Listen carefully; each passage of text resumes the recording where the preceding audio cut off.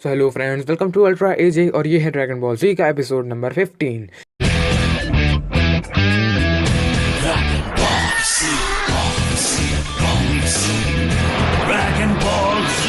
And अब तक हमने देखा था गोकू जो है वो मिला था प्रिंसेस स्नेक से, जहां उसने उसके साथ टैंगो किया था एंड वो सच में एक नागिन निकली, स्नेक निकली। एंड इस एपिसोड का नाम है डुइलिंग पिकोलोज।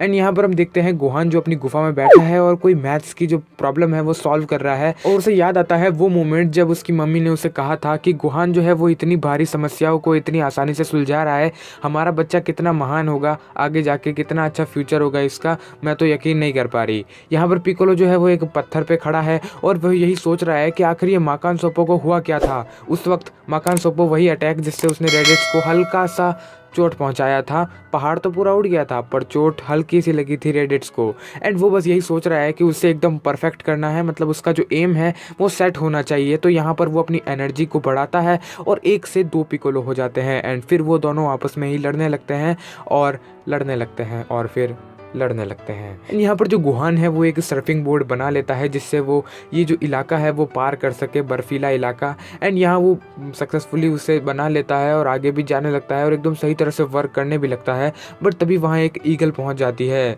और वो ईगल जो होती है वो काफ़ी बड़ी होती है साइज़ में, और वो काफ़ी बार गोहान को खाने की कोशिश करती है, उस सर्फिंग बोर्ड को तोड़ने की कोशिश करती है। बट गोहान जो है वो डरा हुआ बिल्कुल भी नहीं है, वो किसी न किसी तरीके से वहाँ से निकलना चाहता है।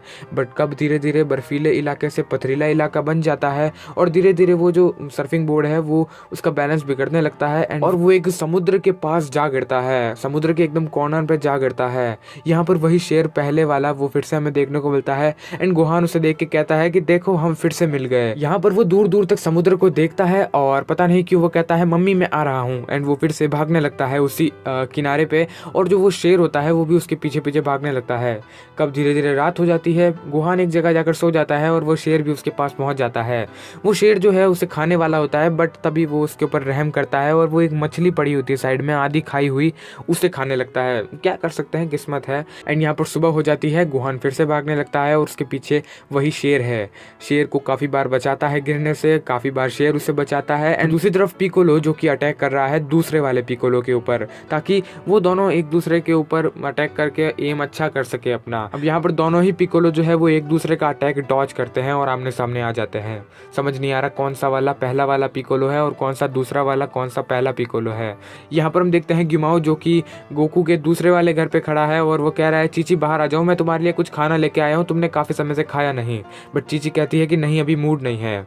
यहाँ पर जो गोहान है वो दौड़े जा रहा है और आगे जाकर वो एक जगह पहुंचता है जहाँ वो देखता है कि उसका जो सर्फिंग बोर्ड है वो पड़ा है टूटा हुआ, मतलब जहां से वो निकला था वहीं वापस पहुंच गया। तो यहाँ वो एक पहाड़ चढ़ता है और पहाड़ पे चढ़ने के बाद उसे पता चलता है कि ये एक आइलैंड है और बस वो सिर्फ गोल गोल गोल गोल घूम रहे थे, वहां से बिल्कुल भी आगे पीछे नहीं हुआ। तो यहाँ पर जो गोहान है वो कुछ बनाने लगता है, कुछ स्ट्रक्चर वगैरह। एंड यहाँ हम देखते हैं जो दूसरा वाला पिकोलो है वो पहले वाले पिकोलो पे अटैक करता है। एंड जब पहला वाला पिकोलो उस अटैक की तरफ देख रहा होता है, दूसरा वाला पिकोलो जो है वो फिर से कहता है माकान को सोपो।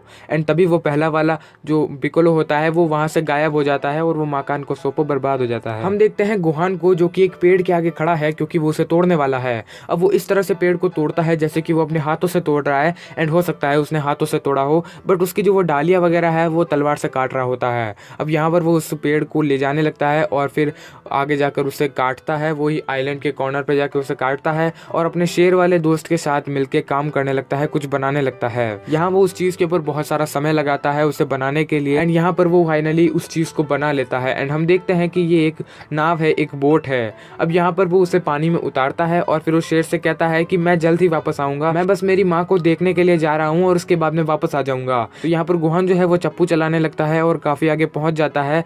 एंड उसे एक सही मोमेंट मिल जाता है जब वो जो पर्दा है वो खोल देगा। अब यहाँ पर जो वो पर्दा है वो खोल देता है और अब उसे चप्पू चलाने की जरूरत नहीं है, वो अपने आप आगे बढ़ रही है। दोनों ही पिकोलो वैसे ही लड़ रहे हैं जैसे पहले लड़ रहे थे और कुछ फाइनल परिणाम नहीं निकला है कि कौन जीता और कौन नहीं। एंड तभी उन दोनों को महसूस होता है कि वो बच्चा कहीं जा रहा है और कैसे। अब यहाँ पर जो पिकोलो दोनों है, वो दोनों ही पिकोलो जो है वो कंबाइन हो जाते हैं। एंड दूसरी तरफ हम देखते हैं कि बहुत ही बड़ा तूफान आ चुका है समुद्र में और बारिश भी आ रही है। अब गोहान जो है वो वापस जाना चाहता है पर जा नहीं सकता, और साथ ही साथ जो वो पर्दा होता है वो भी फट जाता है, टूट जाता है। अब गोहान जो है वो बस कुछ खाने लगता है और कहता है कि मुझे बस इंतजार करना है, ये तूफान जल्दी खत्म हो जाएगा।